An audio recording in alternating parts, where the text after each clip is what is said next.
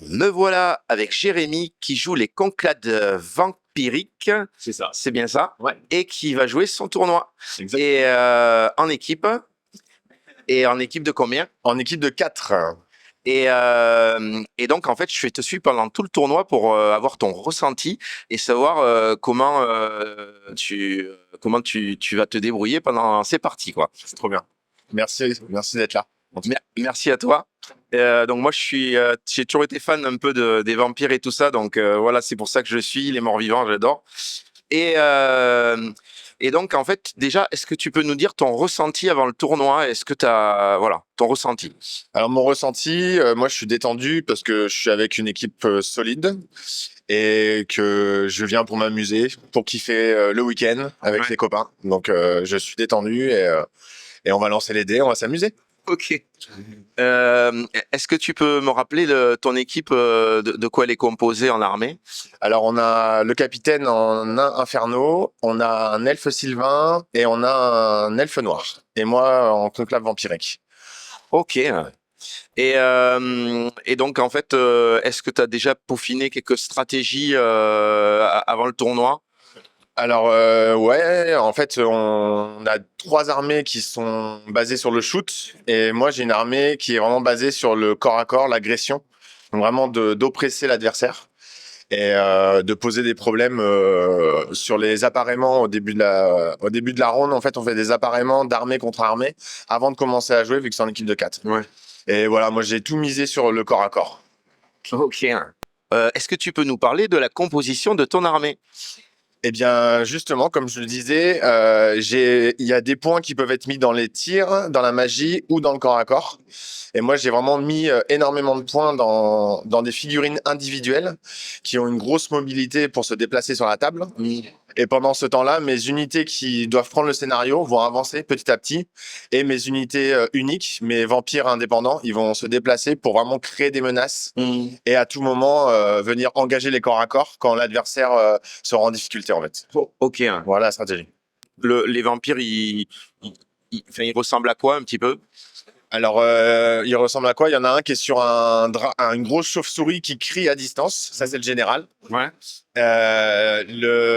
Celui qui est la grande bannière, il est sur un petit dragon volant. C'est un maître de corps à corps. Il y a un petit vampire qui est volant aussi, mais dans les unités d'infanterie.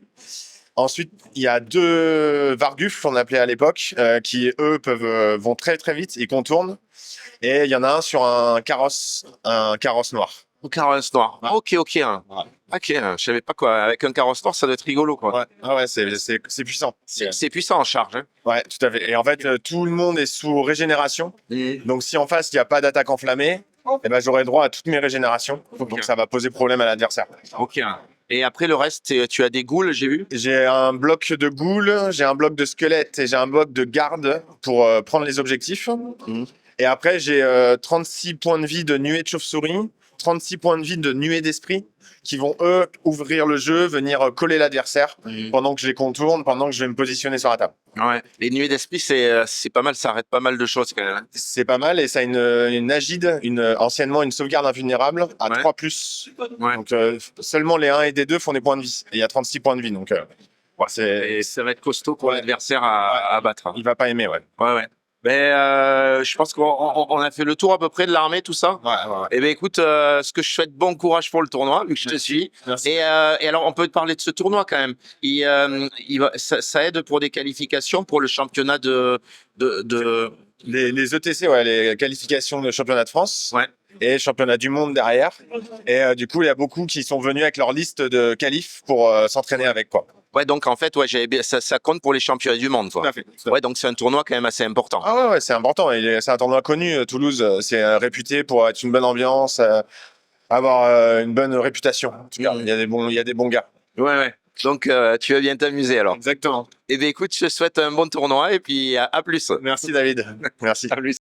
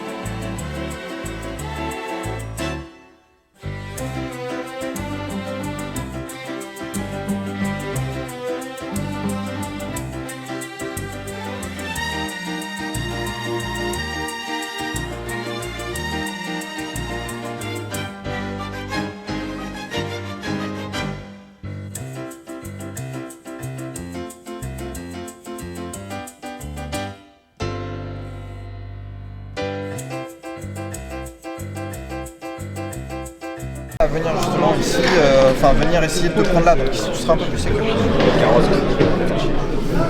aussi. Donc avec le Varco, tu tends en pot, ça tu le gardes ici pour pouvoir un tour aller vraiment le faire chier, lui dire écoute là c'était le tour où tu devais avancer, pour l'instant t'avances pas, etc. Peut-être la GB, la centraliser ici pour ces deux pièces là, pour éviter la défaute et les marches ensemble. Et le Varco, hein, c'est pas là. À la 28, tu peux venir jusqu'à là déjà. Ouais, mais c'est peut-être il n'y a pas d'utilité. Tu viens de mettre là, le menacer. Je vais mettre 3 minutes captain du coup avec. Tu le laisses en fait ici. Et puis, voilà. Le but c'est de le gêner en fait dans ses déplacements plus que mec.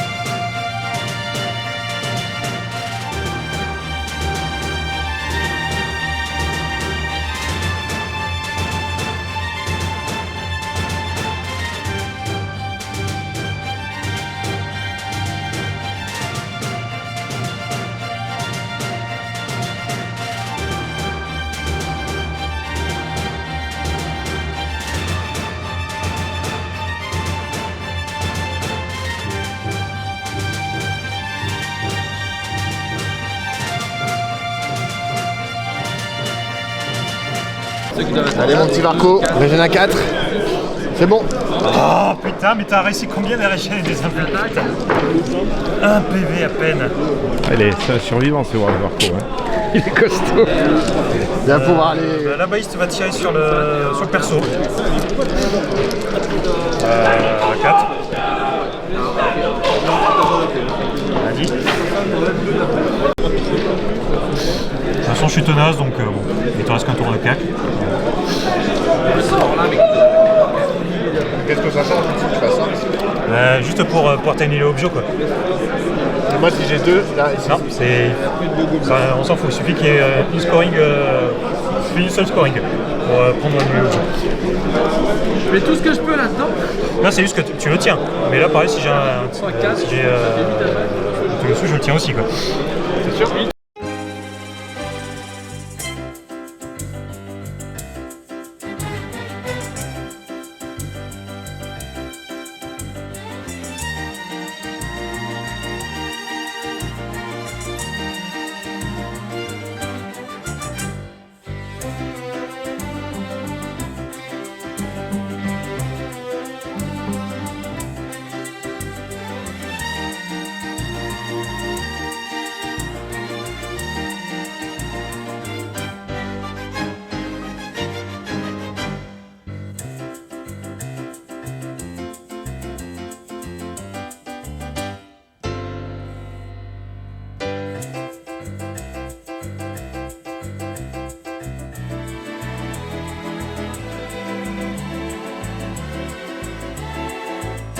On reprend le perturbant, non? Oui. Je veux pas crever.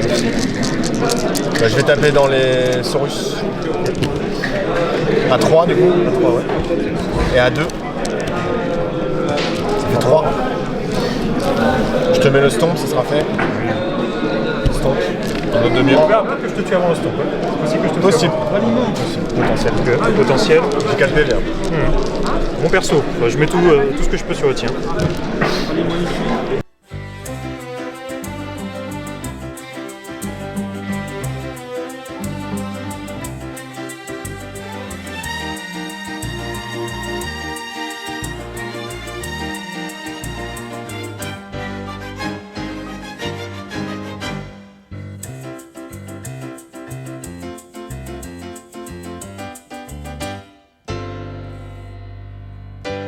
Une. Souris. Sauvegarde à 3. Stomp. Blesse. Non. Bon, toi, t'as 4 PV, t'es de flanc. Moi, j'ai la charge de flanc, renforcé, 3 rangs, une bannière, un PV. Je perds de 3. Je perds de 3. Il est mort. Et si on s'en fout. Dommage. Craquage au dernier tour là.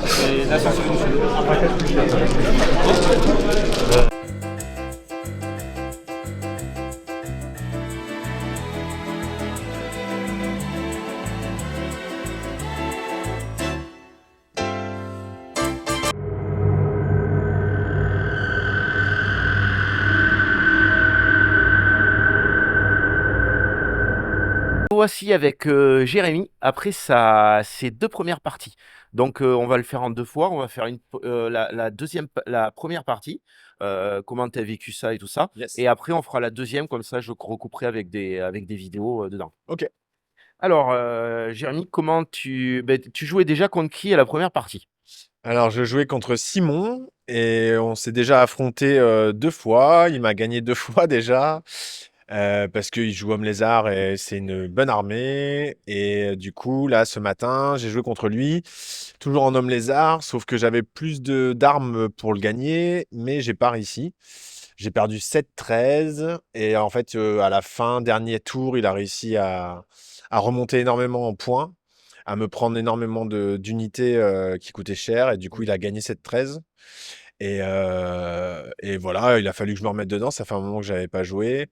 Et on perd la run avec les copains, on perd de 2 points, donc ça va. Un ex-aequo, quoi, pratiquement. Mais la partie était quand même assez serrée, la première au début quand même.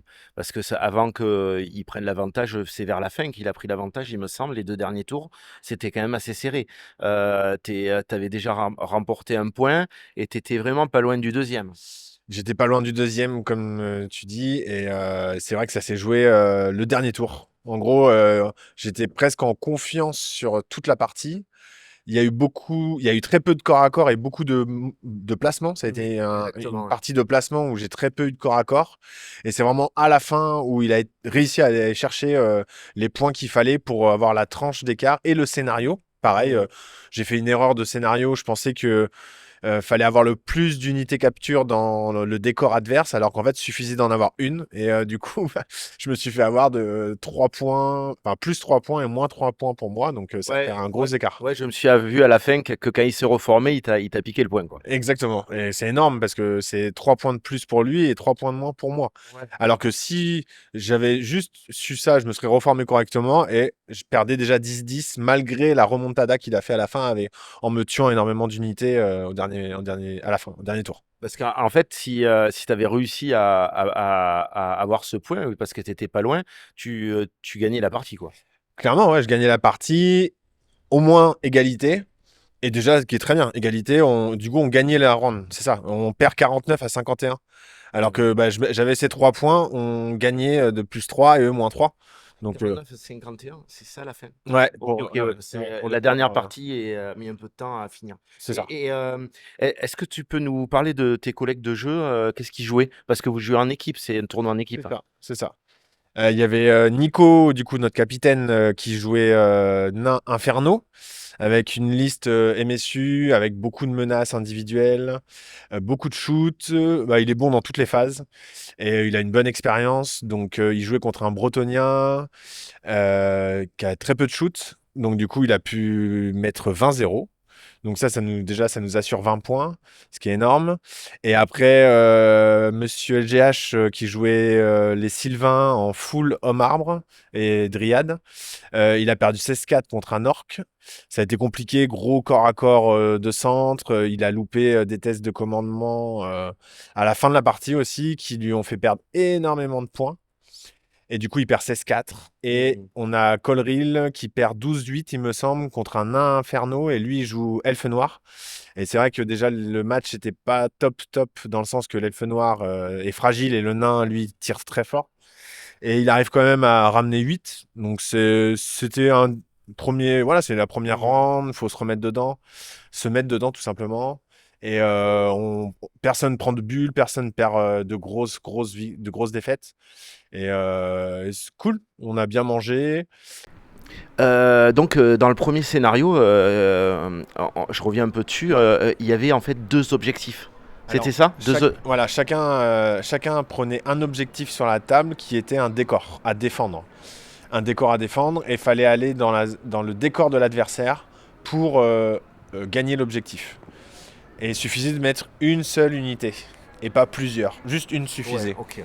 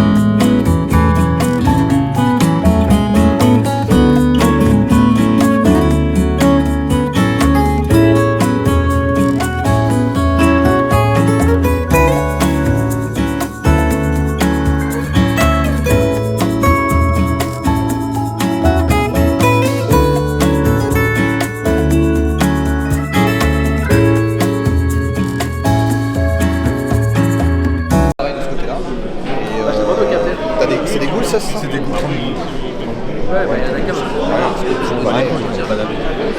Je mets au maximum ici, peut-être une scoring ici, les squelettes là, les goules là, les autres là, et puis tu pousses tout droit, et les squelettes tu les fais un peu partir par là, histoire d'être sûr que tu fasses pas en t'es venu?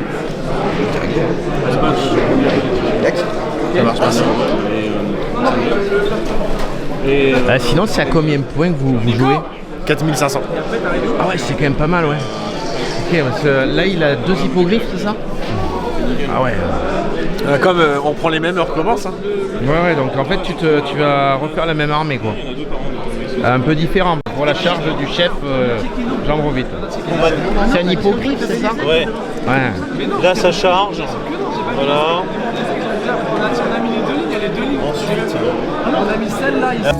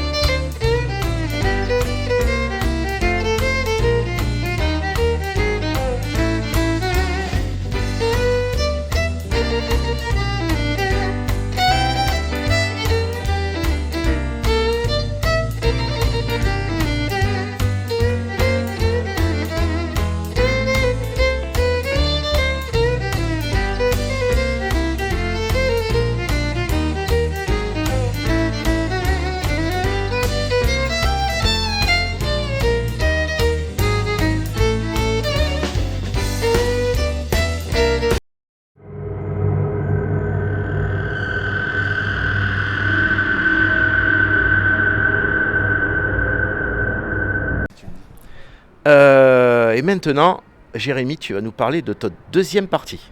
Alors, deuxième partie, on était sur le centre. Donc, il y a un pion au centre de la table.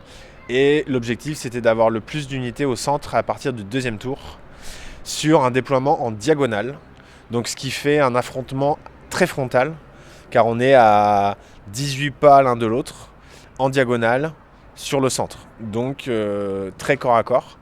Et j'affrontais un royaume d'Aquitaine, donc c'est la Bretonnie anciennement. Donc c'est des unités de chevaliers. Et en face, la liste n'avait pas de dégâts à distance. Et moi, je n'aime pas les dégâts à distance, donc je me voyais très bien sur la partie. Sauf que début de la game, donc c'est moi qui ai le premier tour, donc je peux agresser l'adversaire, sauf que c'est plus facile de défendre que d'attaquer. Et du coup, il a fallu que je fasse les bons choix. Donc j'ai pris des choix qui n'ont pas trop fonctionné au tour 1. Et mon adversaire, lui, a contrechargé mes choix. Il a fait une contre-offensive avec son général. Il est rentré dans le mien et je l'ai retourné. Ok. Mais c'était quoi les choix que tu avais fait au début alors? Alors les choix au début, ça a été de prendre la table avec mon armée. Ok. Prendre la table avec mon armée, parce que mon armée n'a pas de tir, enfin très peu de tir, très peu de magie. Et l'objectif, c'est vraiment d'avoir des single modèles, figurines individuelles, qui vont contourner l'adversaire, encore une fois, et le prendre à revers, et l'obliger à se tourner, s'orienter, pour faire des erreurs, du coup. Et du coup, il en a fait. Il a fait des erreurs qui m'a permis, du coup, de lui mettre 20-0. En gros, j'ai gagné 20-0 à la deuxième partie. Au début, j'étais pas trop en confiance. Je savais que je pouvais gagner, mais il fallait faire les bons choix à la table. Et en fait, ce qui m'a fait gagner, c'est les choix de l'adversaire de me rentrer dedans, quoi. Mais pendant, je pense, 1 ou 2 tours, ça a quand même été assez serré. C'était assez serré. Alors en fait, dès le tour 2, il a pris le choix de me charger. Et c'est là qu'en fait, les 2 premiers tours, c'est serré. Et en fait, à la fin du tour 2, de son tour 2, moi je le tue son général, qui vaut très cher. Parce qu'il te charge, hein, c'est ça. Parce qu'il me charge. Et sauf qu'en fait, vu que je le tue, vu que je détruis son général, le mien, lui, a le droit de se reformer gratuitement. Ouais. Et du coup, moi je me reforme face à son armée, très près de son armée, et c'est mon 3e tour à moi de jouer. Donc forcément, vous verrez dans les vidéos, mon général a pu contrecharger dans toute sa ligne de bataille. Et du coup, ça a été un enchaînement de corps à corps qui a fait qu'à chaque tour, pratiquement, je prenais des unités. Même au tour 3, j'ai réussi à nettoyer 2 unités de cavaliers qui valent très très cher. Après, quand même, ton adversaire n'a pas eu beaucoup de chance au dé aussi. Alors, l'adversaire n'a pas eu beaucoup de chance au dé. En gros, il avait des sauvegardes invulnérables, des agides. Et en fait, 1, 2, 3, il est loop. 4, 5, 6, il est réussi. Donc, c'est une chance sur 2. Sur son général. Sur son général, tout à fait. Après, c'est vrai que tout le long de la partie, c'est vrai que les dés n'ont pas joué en sa faveur. Et toi, tu as eu un peu plus de réussite quand même. Tout à fait. Ça a été bénéfique pour moi, j'avoue, en réussite. Vraiment en réussite sur la deuxième partie au niveau des jets de dés, comme la première, un peu au niveau de mes régénérations. Sauf à la fin de la première partie, ça s'est retourné, ça a rééquilibré, on va dire. Je pense qu'il y a toujours un rééquilibre au niveau des jets de dés. En fait, on fait on roule bien, par exemple double 6, on arrive à faire 12 touches, mais du coup on fait très peu de blessures, on va réussir 4 blessures par exemple sur les 12 touches. Il y a toujours à peu près un rééquilibrage. C'est vraiment un jeu de position. Et là, du coup, c'est très bien passé pour moi au niveau du positionnement. J'ai réussi à combiner des charges irrésistibles et vraiment enchaîner les corps à corps. Et mon adversaire, à partir du tour 4, il a vu qu'il n'y avait plus rien à faire et il lui restait 2 unités sur la table, donc c'était terminé quoi, pour lui. Ok. En fait, je me posais la question si en fait il avait réussi à te tuer le Terror Gate. Ouais. Comment serait passée la partie à ton avis? J'aurais ramé du coup parce qu'il m'aurait pris 1000 points d'un coup. Le général, la menace principale de mon armée, il me restait quand même des ressources, mais il aurait fallu que j'en temporise et je pense que je serais revenu avec un 7 voire un 5. Et que ma liste est comme ça, elle est très explosive. Soit ça passe, soit ça casse. Ok. Et pour finir, pour répondre à ta question, si j'aurais perdu le Terror Guest, je pense que j'aurais pas pris 20-0, mais pas loin. Parce que du coup, sa seule pièce pour tuer le Terror Guest, c'est celle qu'il a lancée contre moi, c'est son général. Ouais. Et il s'est fait retourner, mais j'aurais pu me faire retourner, quoi. Ça s'est vraiment joué au jet de dés et aux sauvegardes invulnérables. C'est vrai que C'était un peu une chance sur deux, quoi. Ouais, j'ai vu, Ben merci pour l'interview. Je te dis à bientôt pour ta prochaine bataille et bon courage. Merci David.